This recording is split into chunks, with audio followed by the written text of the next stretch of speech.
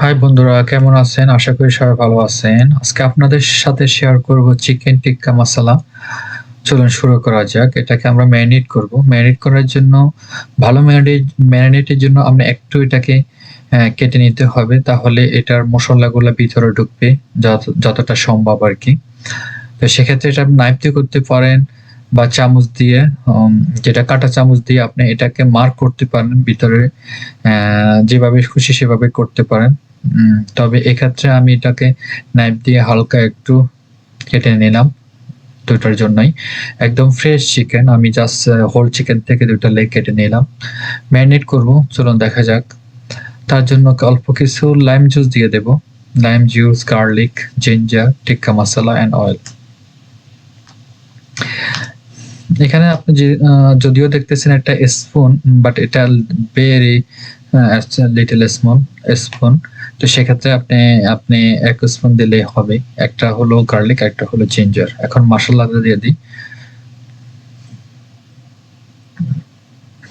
মসলাটা আমার দোকান থেকে কিনা, আপনারা যেকোনো এখন গ্রোসারিতে গেলে মসলাটা পেতে পারেন। টিক্কা মসলা।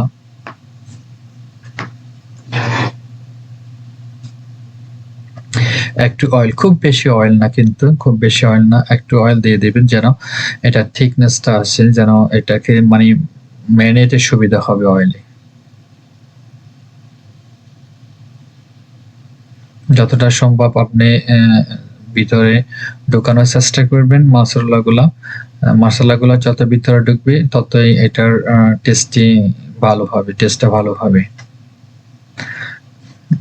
এবং কি এটাকে ম্যারিনেট করার পরে at least আপনি 15 to 20, even 1-2 hour more than overnight, even much better.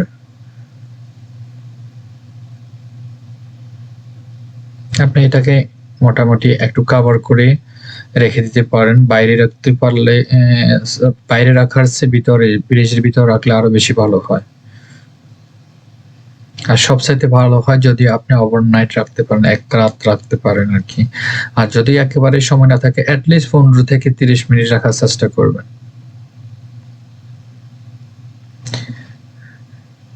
এটা মসলাটা যদি আপনি সাথে মেখে সাথে কুক করেন, যে টেস্টটা পাবেন, আর এটা যদি একটু ম্যারিনেট থাকে তাহলে তার চেয়ে বেটার টেস্ট পাওয়া যাবে ইনশাআল্লাহ।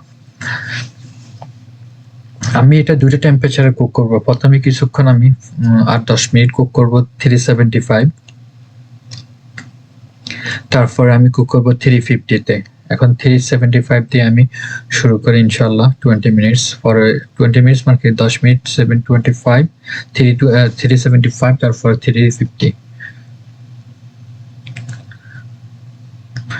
আপনি এটা ওভেনও করতে পারেন, আপনি এটা গ্রিলও করতে পারেন, যেভাবে আপনার ইচ্ছে। তবে উম ওভেনের চেয়ে গ্রিলের টেস্টটা একটু বেশি হয়। তবে ওভেনে আপনার এক্সট্রা যে ফ্যাটটা থাকে, এক্সট্রা ফ্যাটটা কিন্তু বেশি বার্ন হতে সাহায্য করে।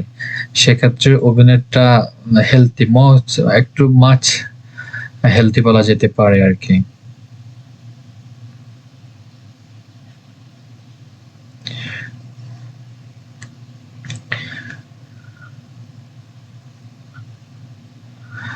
এক্সট্রা মসলাগুলো আপনি একটু দেওয়ার চেষ্টা করবেন উপর দিয়া, যতটুকু আসে আরকি।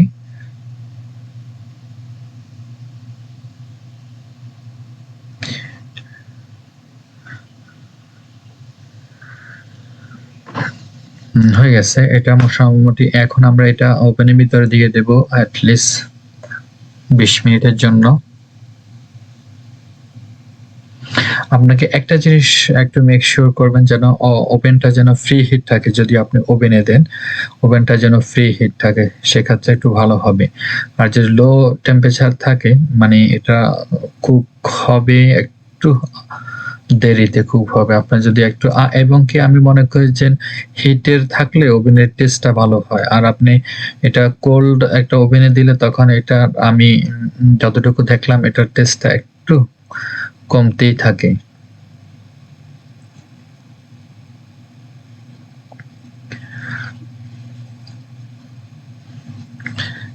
এটা আমি ২০ মিনিটের মধ্যে দিয়ে দিলাম মোটামুটি।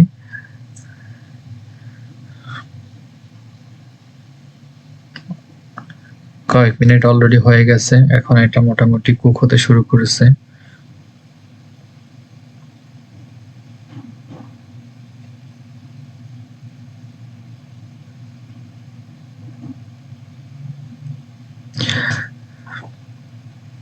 আমরা প্রায় সময় চলে আসছি। আমার ওভেনটা একটু কমিয়ে 350 তে নিয়ে আসবো, যেটা আগে বললাম আর কি। 350 তে 350 তে আনবো, এজন্য 350 তে আমরা এটা একটু জুসি থাকবে। 370 তে এটাকে একটু ক্রিসপি করে ফেলবে। তো আমি এটাকে মানে ইয়াগুলা জুসি গুলা বাইর করে ফেলবে এক্সট্রা হিটে। কিন্তু 350 তে এখন নিয়ে আসলাম, এখন একটু জুসি থাকবে। মোটামুটি আমরা কাছে চলে আসছি, আর 1 মিনিট সময় বাকি আছে, আমাদের এটা হয়ে গেছে অ্যাকচুয়ালি।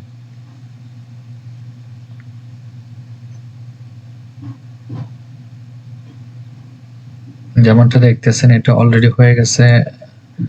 এটা অলমোস্ট গোল্ডের কালার, গোল্ডেন ব্রাউন।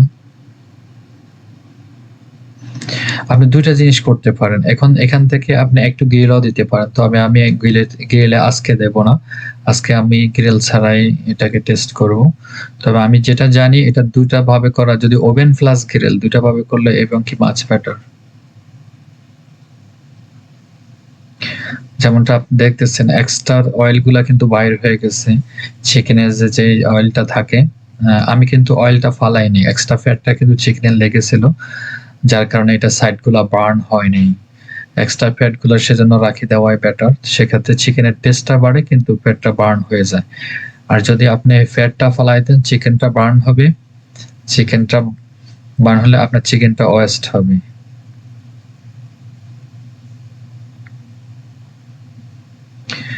আমার প্লেট রেডি, এখন আমি প্লেটে উঠে ফেলবো।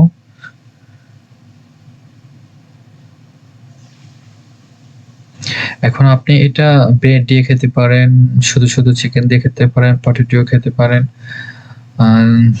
বা একটু গার্লিক রাইস দিয়েও খেতে পারেন, রেগুলার রাইস দিয়েও খেতে পারেন, কোনো সমস্যা নেই। তবে আজকে আমি এটা জাস্ট লাইম জুস দিয়ে খাবো। তো আপনারা আপনাদের ফ্যামিলির সাথে শেয়ার করবেন ইনশাল্লাহ। আর দেখা হবে ইনশাল্লাহ নেক্সট কোনো ভিডিওতে, এবং কি সে পর্যন্ত ভালো থাকবেন। ধন্যবাদ আমার সাথে থাকার জন্য।